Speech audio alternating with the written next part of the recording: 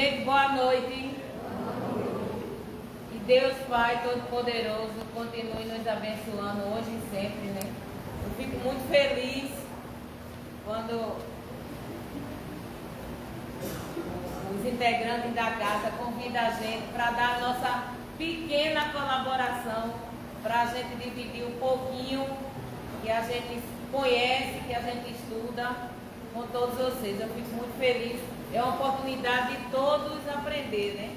Eu estava ali sentadinha, eu cheguei caladinha para não atrapalhar, porque fica chato, às vezes você chega, fala com as pessoas, termina desarticulando quem está falando, né? Então eu prefiro. Mas estava ali prestando atenção, da gente tirando, são muitas dúvidas, né?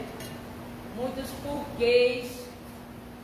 Mas tem muita coisa que ainda não nos cabe ainda o conhecimento, né? Tem muita coisa ainda que a gente não tem condições de entender. Tipo a primeira vez da primeira vez. Ainda não cabe ainda, né?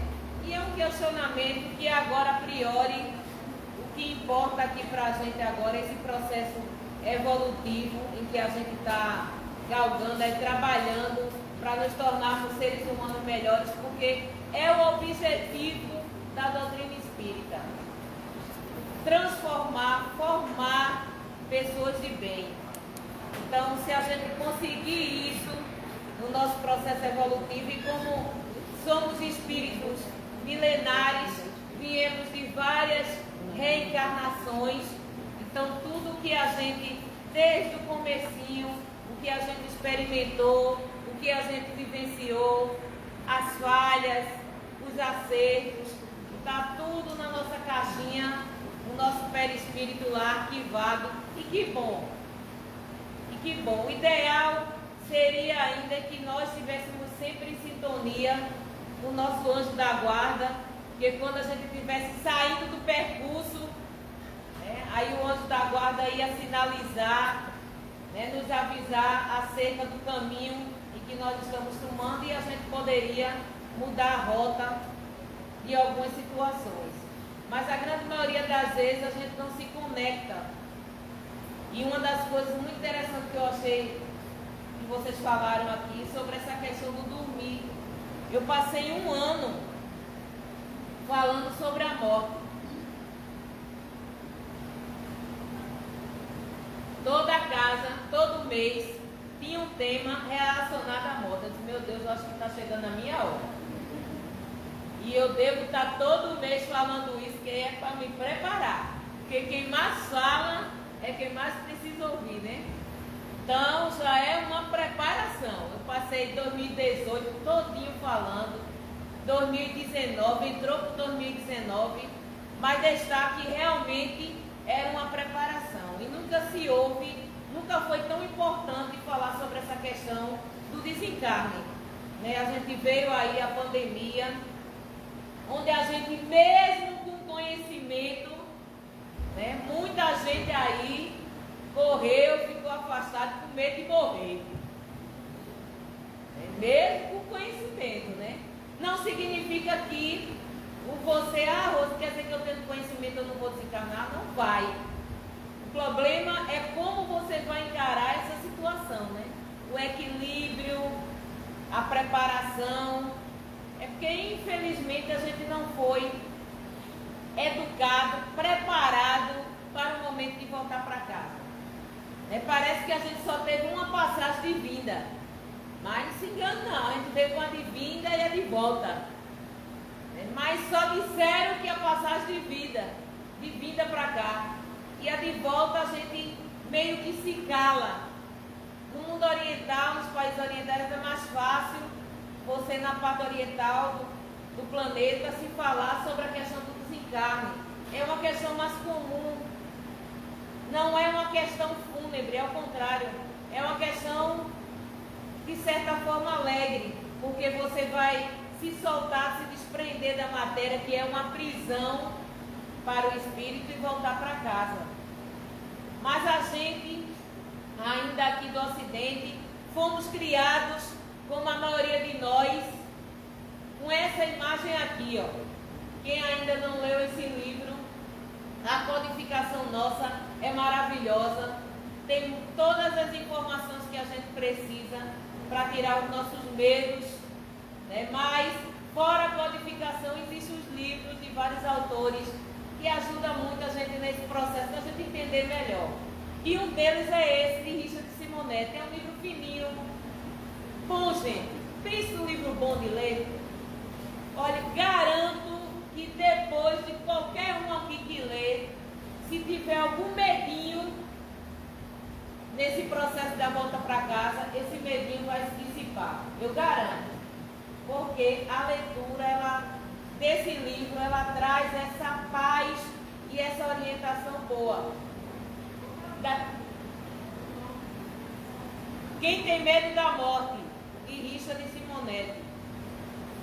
Então é um livro maravilhoso. Ele vai falar aqui sobre o corpo espiritual, como se processa, problema de desligamento, aborto, suicídio, eutanásia, cremação, desastres fatais, cemitério, nosso comportamento no cemitério, o que é que se processa no cemitério, naquele momento em que a gente não está vendo, o que é que acontece? No velório, qual é o nosso comportamento no velório? O que é que está acontecendo espiritualmente naquele exato momento do velório? Premonição, falecimento de crianças e balanço existencial, ou seja, é um livro muito bom. E daqui a pouco a gente vai ler uma história que ele aqui tem uma parte que é de transplantes.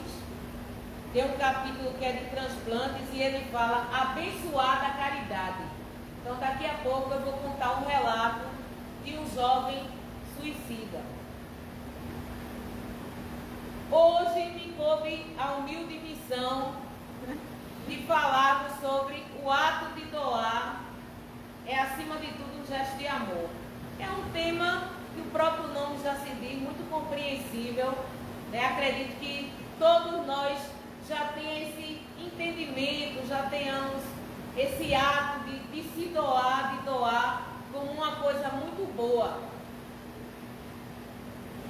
Quando a gente fala assim, doação, a gente pensa de imediato o quê? Quando a gente fala assim, o ato de doar é uma coisa muito boa. O que é que vem na cabeça da gente assim, no primeiro momento? Material. Exatamente, o material. Pelo menos era o que vinha na minha cabeça. Antes de ler algumas coisas, antes de entrar nessa doutrina esclarecedora, porque aí vai tirando o véu da ignorância, né? Aquilo que a gente ainda não entende, faz a gente entender um pouco mais.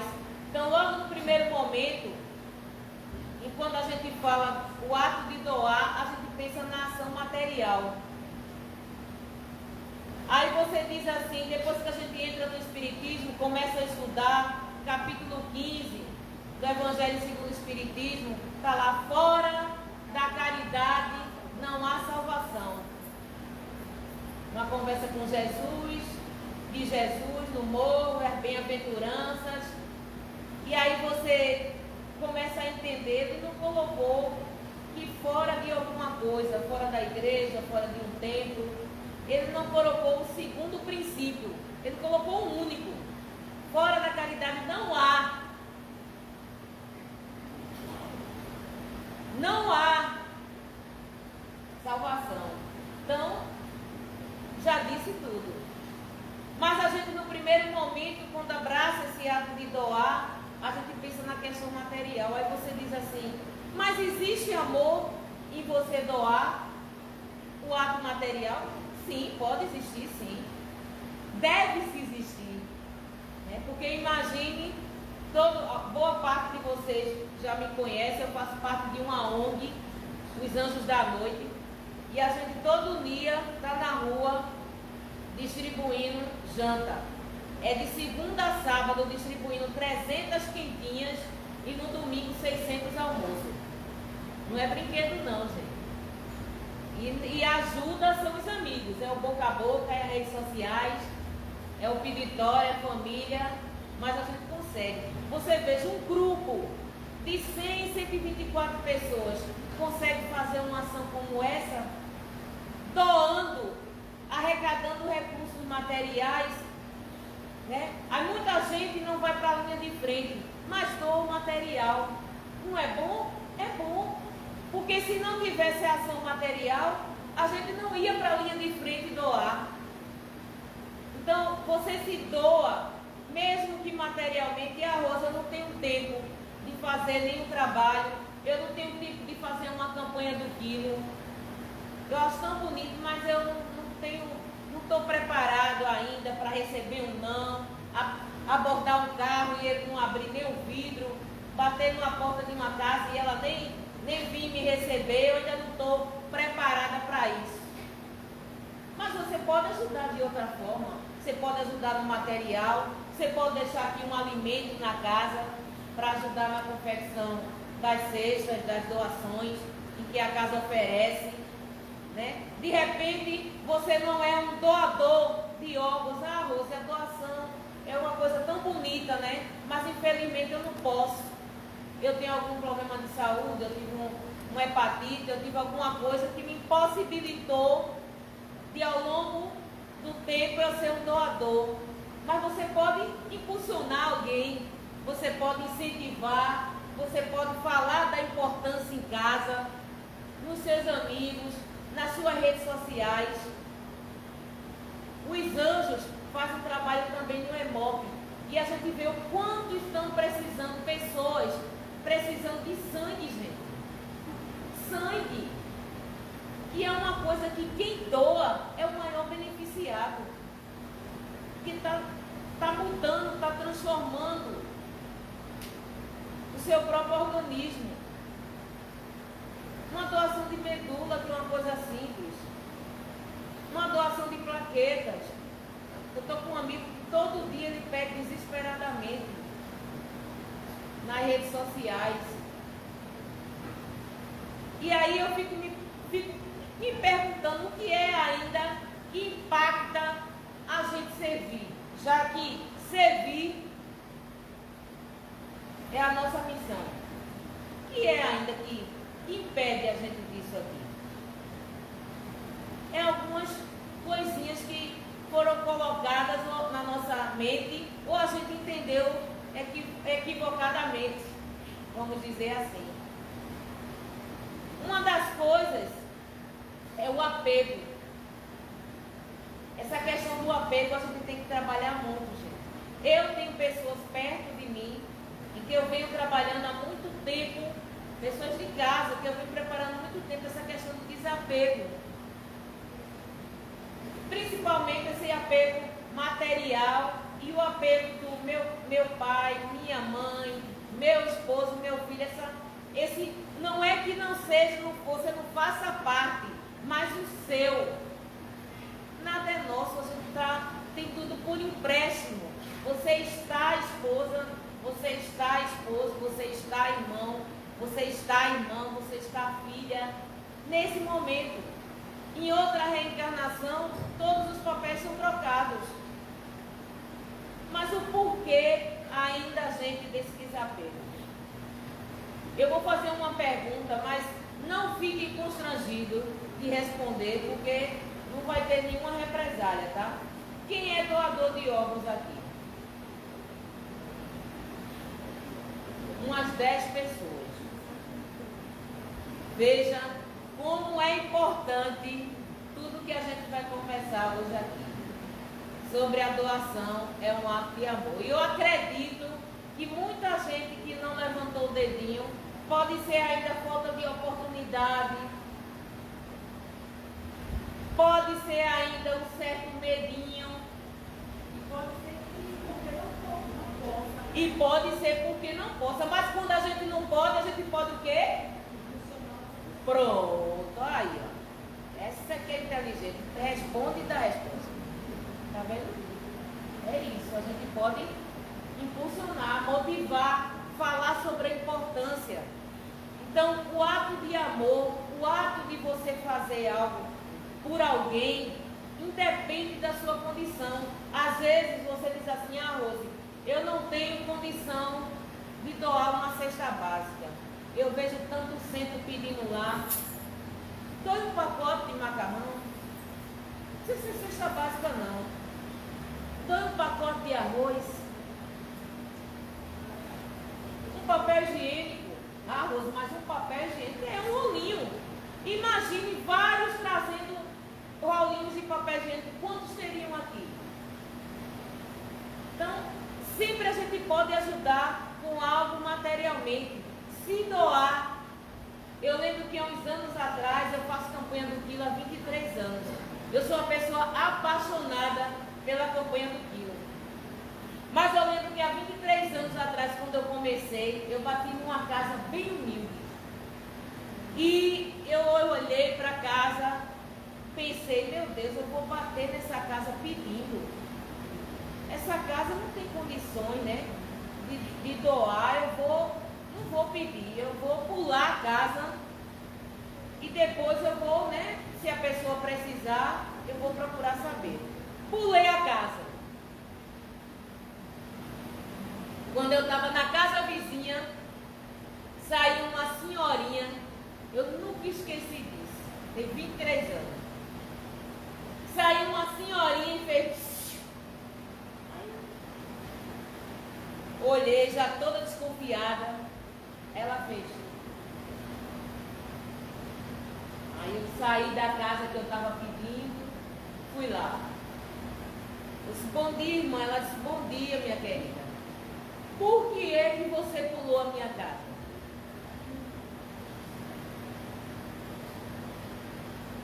Eu baixei a cabeça, ela entendeu.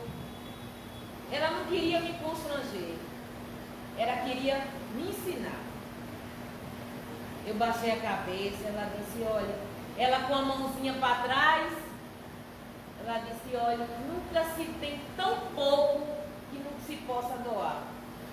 Toda vez que você passar pela minha casinha, pode bater, porque o que eu tiver eu dou. Aí ela tirou a mãozinha, era um pacote de arroz, com 3 dedinhos de arroz e um pegador. Eu aí vi na prática o óbolo da viúva.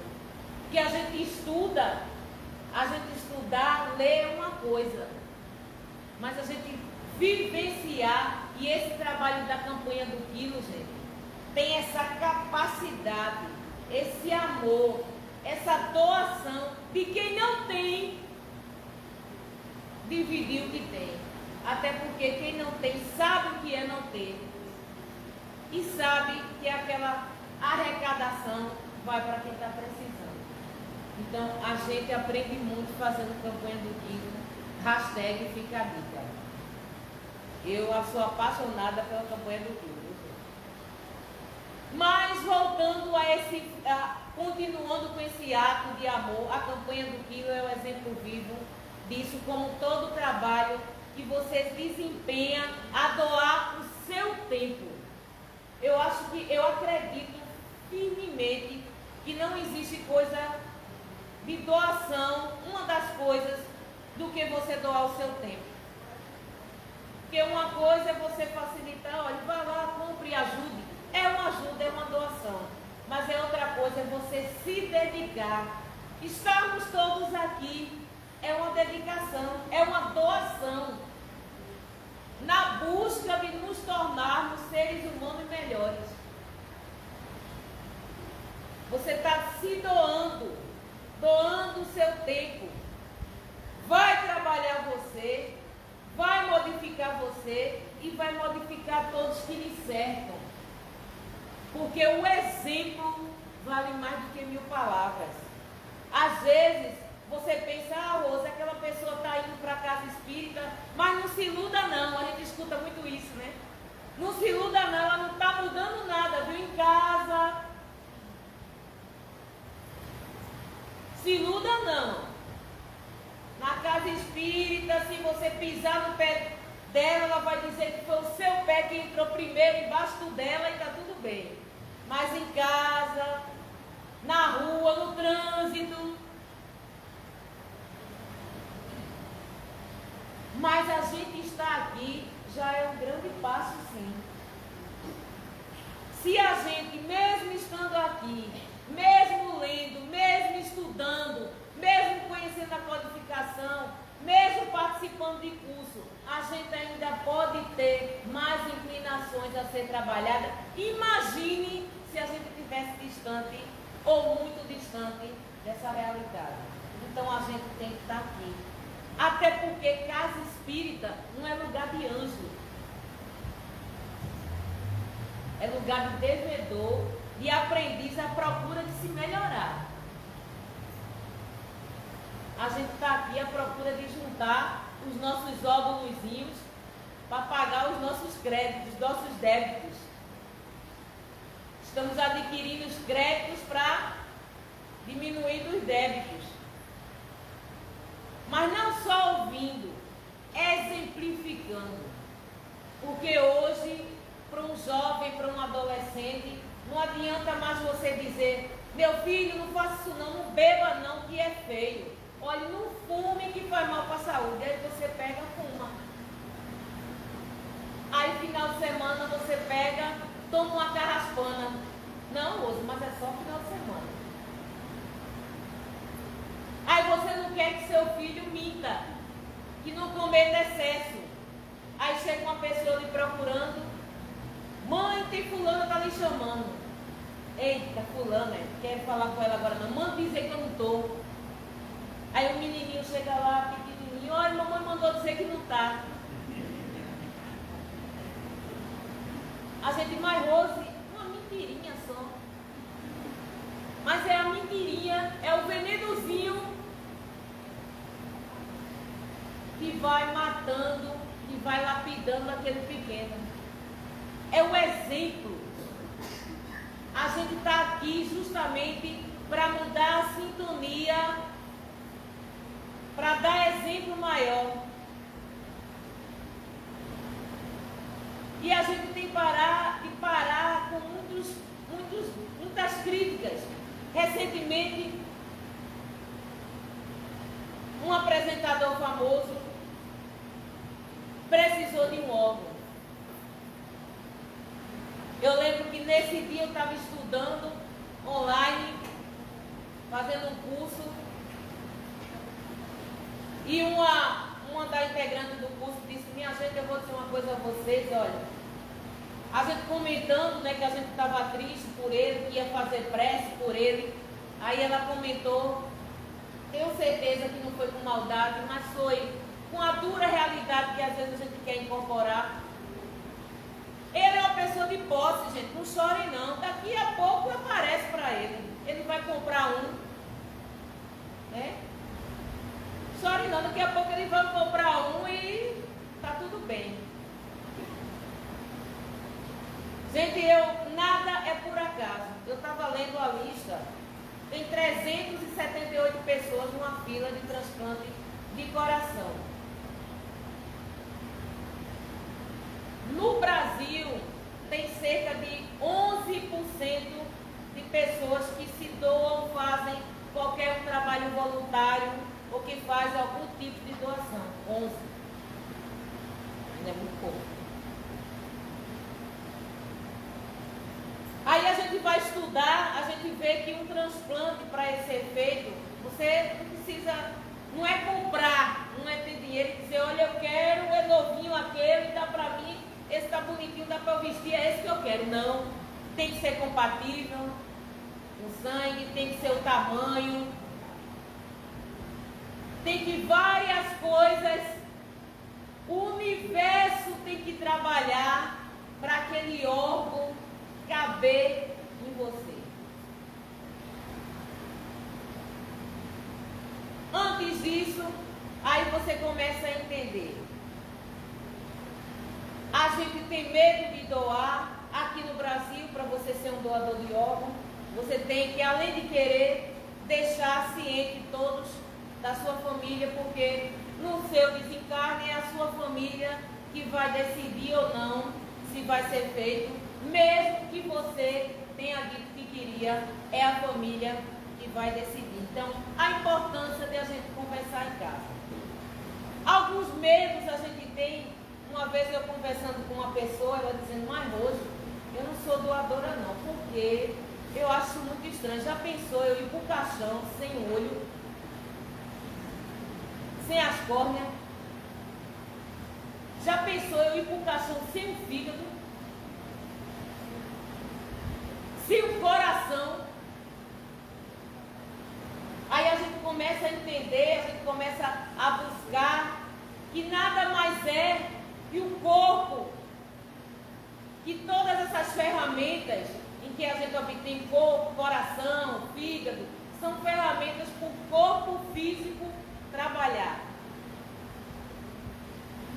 Para haver a doação, tem que ser constatado uma morte encefálica, né? Ou seja, em que você já está clinicamente, neurologicamente desencarnado a um passo, mas os órgãos, alguns órgãos ainda está em funcionamento, prestes, cada um com seu tempo, prestes a também parar.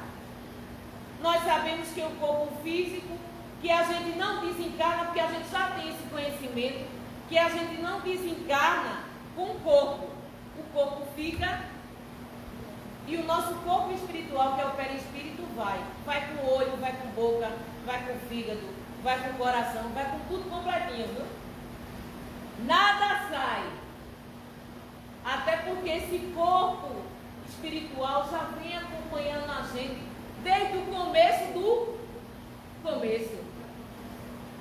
A gente só vem repaginando. E ele entrando no corpo, né? Sobre o corpo, que a gente se coligando com o corpo que a gente precisa ter naquela reencarnação. Porque tem isso. É o corpo que a gente precisa ter, que a gente necessita ter. Não é aquele que a gente quer. É o que a gente precisa e necessita. Então, se a gente tem essa informação de que a gente desencarnou e vai levar tudo para o mundo espiritual, para a erraticidade, como a irmã estava falando, e aí essa erraticidade vai depender como a gente está vibrando, se a gente está vibrando com coisas boas ou a gente não está vibrando. Essa sintonia é que vai levar a gente para qual erraticidade a gente vai ficar. Então a gente já tem essa informação. Aí fica todo o mecanismo aqui dentro do corpo, podendo ser doado,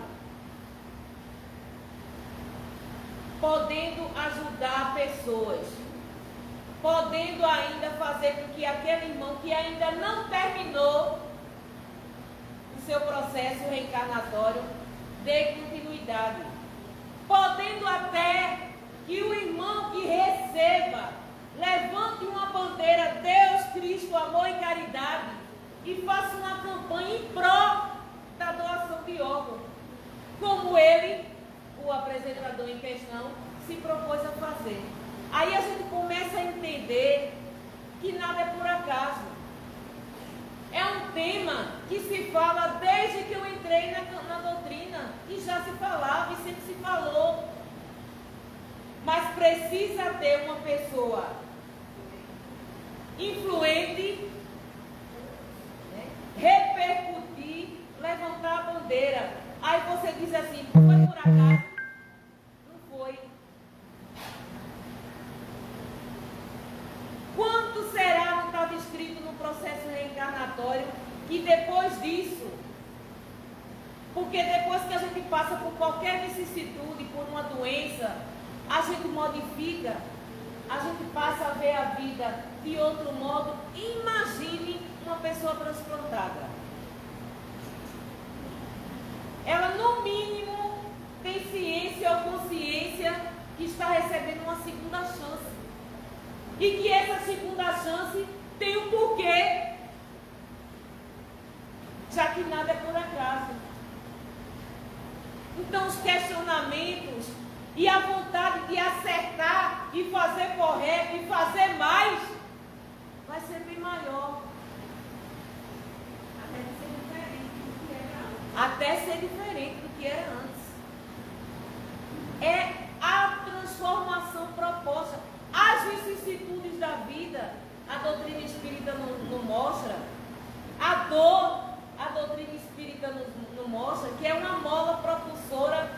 que nos faz a gente avançar, que faz a gente sair da zona de conforto. Confúcio, filósofo grego, ele disse que para a gente aprender a viver bem, a gente tem que aprender a morrer bem. E o que ele queria dizer? A gente entender todo esse processo que se dá do desencarne. E a gente se preparar. E a gente saber que é um processo natural. Que quando a gente não antecipa, a gente só vai na hora.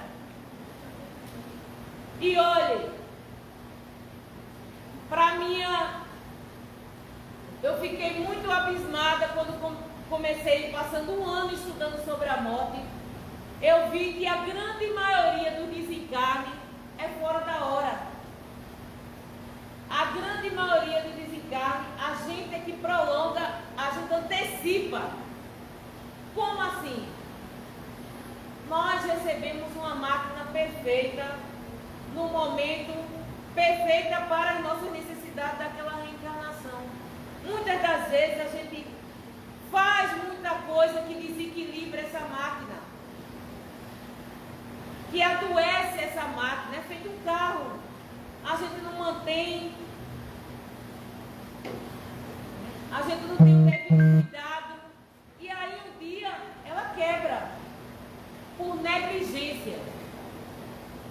E quando quebra por negligência nossa, por falta de cuidado, a gente começa a inserir bebidas que vão fazer mal, comer coisas que vão fazer mal, adquirir certos vícios que vão fazer com que o nosso corpo físico adoeça.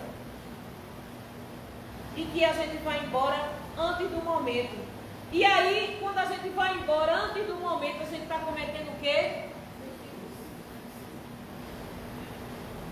Quem assistiu o Nosso Lar, ou quem ainda não assistiu, já vai começar o Nosso Lar 2. Assista o Nosso Lar 1, gente. O Nosso Lar 1, você tem que assistir para entender o 2. O Nosso Lar 1 já começa na zona umbralina. Então a gente já começa a entender quanto tempo André Luiz passou pedindo, reclamando que não era suicida. Porque o entendimento que André Luiz tinha de ser suicida era você atirar, era você se esfaquear. No entanto, o que foi que antecipou a volta dele para casa? O excesso de bebida, de cigarro, de comida. Ou seja, ele era uma pessoa dotada a excesso, muito embora ser médico. Mas eu não vou contar o filme não, eu vou só dar uma pulada, que quando ele está no nosso lar, um momento só, isso amor, porque se eu lhe ouvir, aí vai partir minha linha de raciocínio, mas a gente chega já. Quando ele está em nosso lar, ele começa, antes dele ir para nosso lar, ainda na zona umbralina de sofrimento, ele passa um bom tempo e a caravana de Maria, por intercessão da mãe dele, e por intercessão de um casal de idosos que ele atendia, mesmo sem querer, você veja que todo ato de bondade é advogado a seu favor, mesmo sem você querer. A secretária, no final de cada expediente, botava um casal de velhinho para ele atender, de idosos. Ele atendia mesmo sem querer, mas atendia, era médico, não podia negar atendimento. E o que salvou ele, né, a prece da mãe, a prece dessa senhora, foi que ajudou ele a enxergar, a deixar de reclamar e começar a pedir ajuda. Porque quando a gente reclama, a gente volta para trás. E quando a gente clama, a gente avança.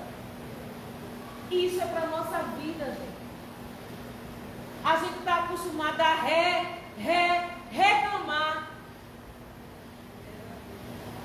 Não dá certo, a gente planeja uma viagem não deu certo, choveu, aí a gente começa a reclamar porque choveu. E você muitas vezes não entende que fez parte, de repente, até um livramento, aquela chuva, para você não ir naquele momento. A gente está com um tipo de doença, aí a gente começa a reclamar a Deus. Aí às vezes a gente não esquece o que a gente fez na eternidade, já um pouco mais, há 20 anos atrás, há 30 anos atrás, como é que a gente se comportou? A gente cometeu todo tipo de excesso.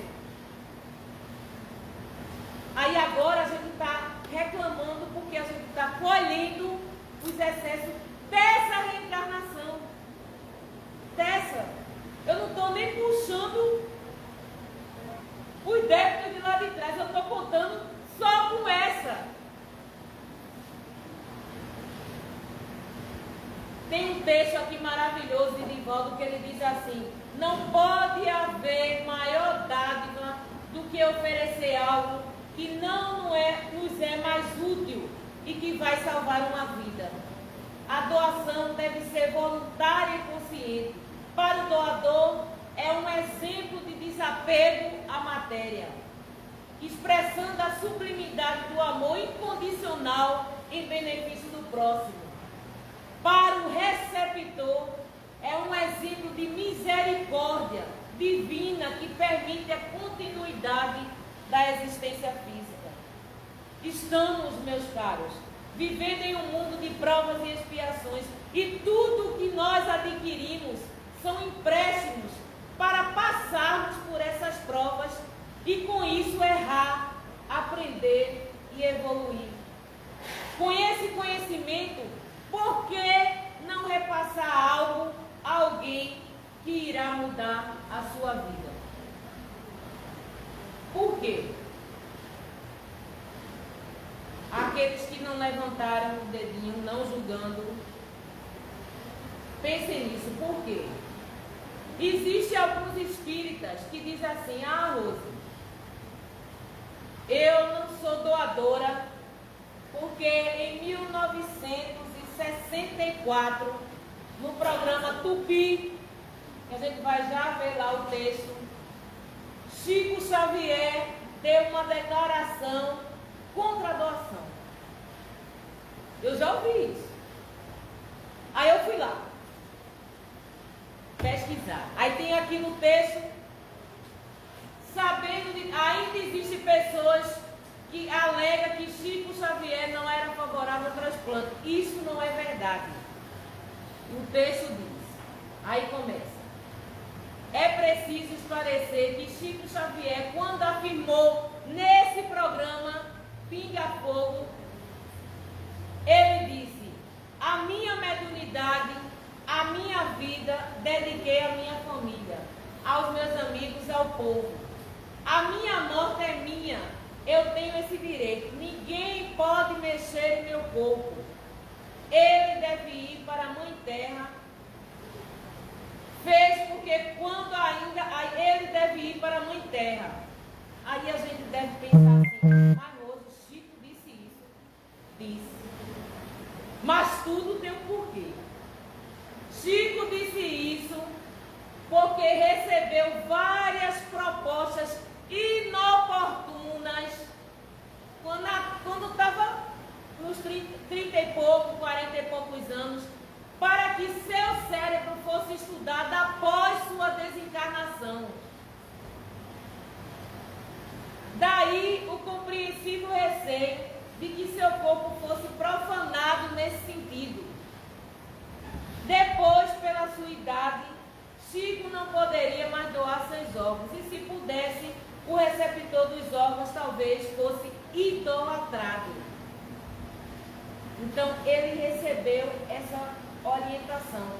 Chico era um cara tão consciente do papel dele, tão humilde no verdadeiro sentido da palavra, que ele pensou até nisso, de como ia repercutir, de como a pessoa que recebesse, o quanto ia tratar essa pessoa, de idolatrar a pessoa.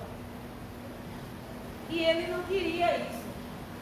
Em entrevista à TV Tupi, em agosto de 64, Chico Xavier comenta que o transplante de órgão, na opinião dos espíritos sábios, é um problema da ciência muito legítimo, muito natural e deve ser levado adiante.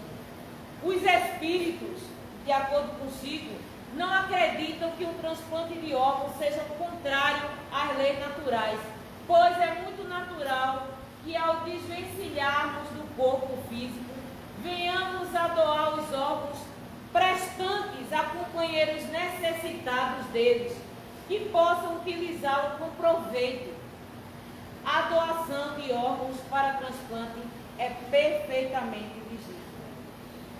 Ainda tem um trecho de Divaldo que ele diz assim: se a misericórdia divina nos confere uma organização física sadia, é justo e válido, depois de nos havermos utilizado desse patrimônio, oferecê-lo graças às conquistas valiosas da ciência e da tecnologia aos que vieram em carência, a fim de darem ao mesmo a oportunidade de continuarem a jornada. Não há também reflexos traumatizantes ou inibidores ao corpo espiritual, em contrapartida à mutilação do corpo físico. O doador de olhos não retornará cego ao além. Se assim fosse, que seria daqueles que desencarnam consumido pelo fogo diante de algumas tragédias de explosão, de acidentes aéreos? Eu não sei se vocês já estudaram ou leram alguma coisa sobre isso, mas no momento Deus é tão bom, Pai justo, que no momento da queda, e numa queda de avião, antes que o avião caia com o corpo na terra, no chão, ou que bata em algum objeto, antes disso, o espírito é tirado para você não sentir o trauma daquele pacto. Então veja a misericórdia divina. Está lá em João, versículo 15, capítulo de 12 a 17. O meu mandamento é este. João narra o que Jesus falou na conversa, nas bem-aventuranças, no Sermão da Montanha. O meu mandamento é esse, que vos ameis uns aos outros, assim como eu vos amei. Ninguém tem maior amor do que este, de dar alguém a sua vida pelos seus amigos. Vós sereis meus amigos, se fizerdes o que eu vos mando. Já vos não chamarei de servos, porque o servo não sabe o que faz o seu senhor, mas tenho-vos chamado de amigos, porque tudo quanto ouvi de meu Pai, eu vos tenho feito conhecer. Imagine Jesus dizendo isso, hein? Não me escolhestes vós a mim, mas eu vos escolhi a vós, e vos nomeei, para que vedes e deis frutos, e o vosso fruto permaneça, a fim de que tudo quanto em meu nome pedides ao Pai, Ele vos conceda. Isto vos mando, que vos ameis, meus caros, uns aos outros. Está lá em João, narrado por João, que viu, vivenciou essa conduta do Cristo. Especificamente, gente, a nossa codificação da doutrina espírita realizada por Allan Kardec, não há muita menção no respeito à doação de órgãos. Existem alguns comentários no livro dos médiuns, pois na época da medicina não havia esse avanço da medicina nesta área, e apenas na década de 60 ocorreria o primeiro transplante bem sucedido no mundo. Contudo, como Deus permitiu que a ciência e a medicina progredissem a ponto de que fossem hoje capazes de fazer de forma segura a realização de transplante, trazendo alívio, cura para tantos pacientes em sofrimento, entende-se que a doação de órgãos hoje ofereça diversos benefícios ao receptor e ao doador, tanto física como espiritualmente. Algumas pessoas, e aqui ele fala justamente no que tem aqui no livro dos Médiuns, ele fala: algumas pessoas que seguem a doutrina espírita preocupam com algumas repercussões da doação no perispírito. De acordo com o livro dos Médiuns, lê-se que, entre aspas, imaginemos primeiramente o espírito em sua união com o corpo. O espírito é o principal, uma vez que é o ser pensante e sobrevivente. O corpo, assim, é apenas um acessório do espírito. Tem um segundo semimaterial que une ao primeiro. Na morte, o espírito se despoja do corpo material, mas não do segundo envoltório, que damos o nome de perispírito. Esse envoltório semimaterial, que toma o aspecto humano, constitui um corpo fluídico, vaporoso, mas que, mesmo sendo invisível para nós, em seu estado normal, não deixa de possuir algumas propriedades da matéria.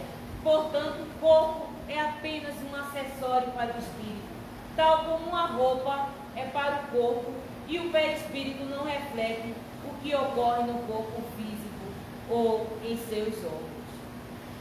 Então, gente, é a gente refletir sobre esse ato de amor, de se colocar à disposição. De quando eu lembro que eu fiz uma cirurgia há uns anos atrás, 2016, 2017, e eu lembro que lá no bloco cirúrgico foi adiada a cirurgia por falta de sangue.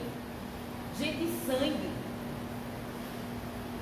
Eu não sou boazinha, não, estou muito longe da perfeição, mas quando eu comecei a entender, eu já tinha essa vontade de doar. E quando eu entrei na doutrina espírita, eu passei a ser mais assídua. Então, a cada 4 meses, eu vou lá dar minha pequena contribuição. Uma época da vida, eu cheguei lá no EMOP e a moça disse: olha, a senhora não vai poder doar hoje não. Eu fiquei tão triste. Eu disse: por quê? Ela disse: porque seu sangue está mostrando que tem pouco ferro. E a quantidade de ferro, né, tem uma quantidade específica, tá baixa. Então a senhora não vai poder doar. Eu fui para casa tão angustiada, minha gente. Me senti tão de ter perdido a oportunidade de servir. Marquei uma consulta médica, fiz o exame, acusou o ferro que estava baixo. Eu tomei medicação, o ferro subiu, no outro mês eu fui lá doar. Então, não perdi nada. Olha aí, anos depois, eu precisei, e os amigos, né, as pessoas que se mobilizaram para fazer a doação. Então, a gente tem que pensar nisso. Hoje, a gente não vai por comodismo, por medo, por receio, mas amanhã a gente pode precisar. Eu estava numa casa o mês passado, e o irmão que estava aqui do meu lado, ele disse: Rose, meu irmão desencarnou. E ele tinha pedido que quando ele desencarnasse eu doasse as córneas. Mas eu fiquei pensando nisso. Eu enterrar meu irmão sem os olhos, veja.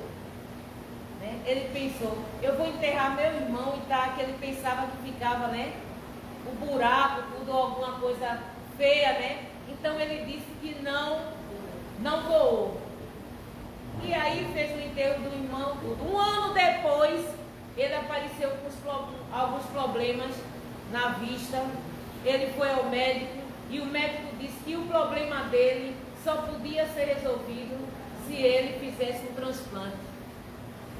Ele se lembrou na hora da oportunidade, né, que tinha sido pedido e ele não concedeu. Ele se lembrou na hora, se resignou-se, pediu a Deus, pediu desculpa, e no outro mês ele conseguiu esse transplante, fez a cirurgia e estava comigo sentado no mês passado. Então a gente vê muitos exemplos, a doutrina espírita, o próprio ensinamento do Cristo, incentivando, explicando, tirando esse mal assombro que a gente tem, porque infelizmente as religiões, com todo respeito, que era para nos preparar vitimiza. Porque eu fui criada com essa ideia de que se eu fosse boazinha, eu ia para o céu. E se eu não fosse boazinha, eu ia queimar no fogo do inferno. Aí você cresce, entra numa doutrina esclarecedora como essa, aí a gente começa a entender que a gente não é tão bonzinho para subir logo, pegar um elevador e ir logo para o céu. A gente começa a entender. Mas a gente também começa a entender que a gente também não está nesse patamar tão mal de descer para o fogo do inferno. Então, para onde é que a gente vai? Então, esse medo, né, de acordo com o Luiz Simonetti, essa falta de esclarecimento do ouvir, de onde se vai, essa falta de conhecimento da erraticidade, dita muito bem pela irmã aqui há momentos atrás, é que faz a gente criar essas fantasias. É que faz muita gente, a gente paralisar e deixar de fazer a nossa parte. Jamais a ciência, houve a pandemia e nos foi dito, na pandemia eu escutei muita gente dizer, eu não vou tomar vacina não, porque uma vacina feita tão rápido, isso é para matar a gente. Eu não sei se vocês ouviram isso, mas eu ouvi. Ignorância, gente. Ignorância é falta de conhecimento. Tem muita gente hoje, eu tenho um amigo que não tomou nenhuma com medo de que a vacina acelerasse o processo de morrer. E aí a gente fica pensando, quem lê o livro No Rumo do Mundo de Regeneração, viu que uma caravana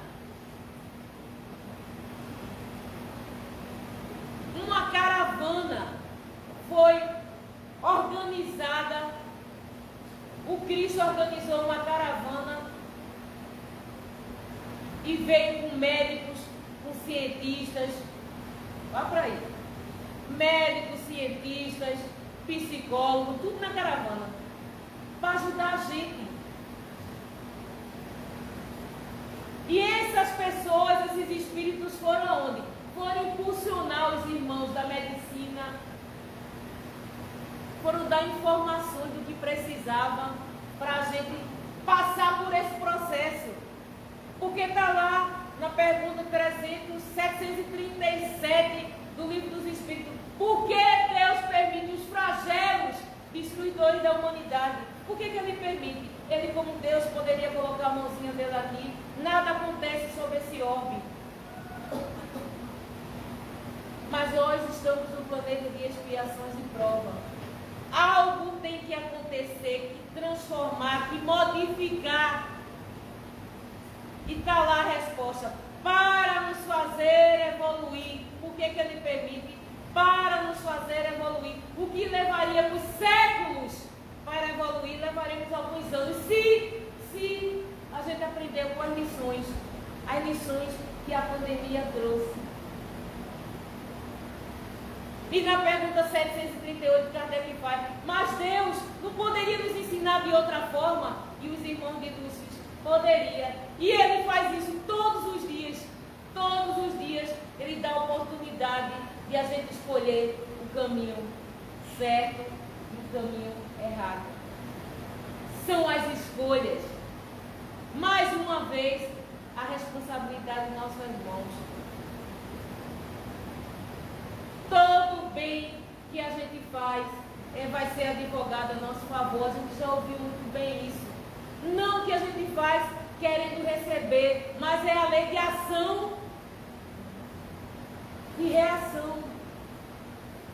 O que a gente joga para o universo, a gente vai receber de volta. E nesse livro tem esse trecho que eu vou finalizar lendo agora. A história de um rapaz, Vladimir, uma história real, psicografada, uma história emocionante.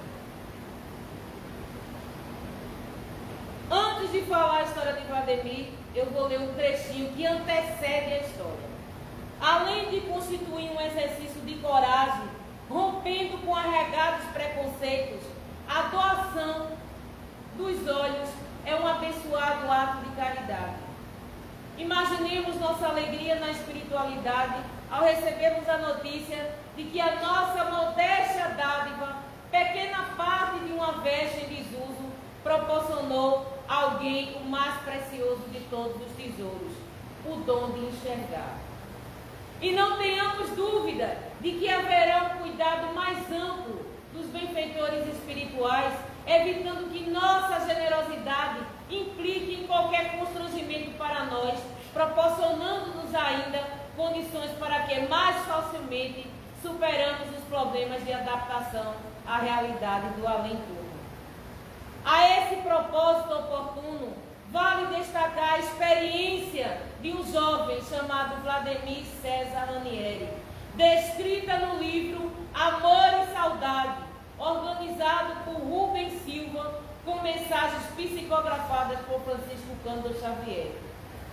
Vladimir fez a doação de seus olhos, extraído após a morte, motivada por um tiro que ele mesmo defechou sobre seu peito. Transcrevemos alguns trechos da mensagem do jovem suicida, dirigida aos pais, onde há referências aos benefícios que colheu como doador, não obstante o gesto tresocado.